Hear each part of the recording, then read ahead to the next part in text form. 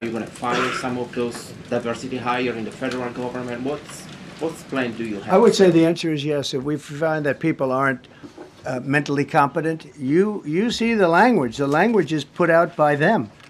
And if you see that, I'm not going to bore you by reading it again, but these are not people that should be doing this particular job. They'd be very good for certain jobs, but not people that should be doing this particular job. Mr. President, you have today blamed the diversity elements, but then told us that you weren't sure that the controllers made any mistake. You then said perhaps the helicopter pilots were the ones who made the mistake. It's all under investigation. I understand that. That's why I'm trying to figure out how you can come to the conclusion right now that diversity had something to do with this crash. Because I have common sense, okay? And unfortunately, a lot of people don't. We want brilliant people doing this. This is a major chess game at the highest level.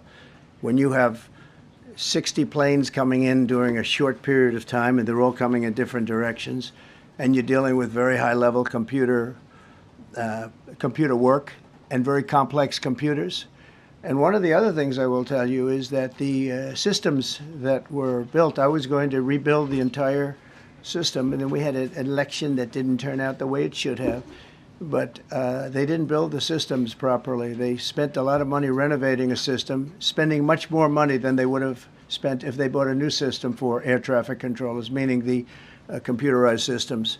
There are certain companies that do a very good job. They didn't use those companies. They used companies that should not have been doing it. No, I think it's very important to understand that for some jobs, and not only this, but air traffic controllers, they have to be at the highest level of genius. Okay.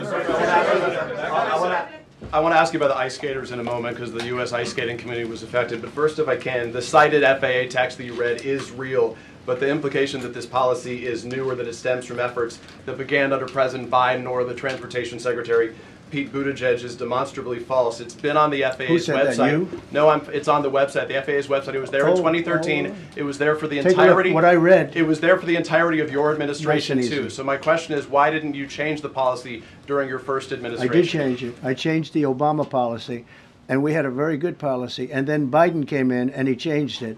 And then when I came in 3 days ago, I signed a new order bringing it to the highest level of intelligence. Okay. It was on the website. Please. Respectfully, it was on the website. Quiet. Welcome back to the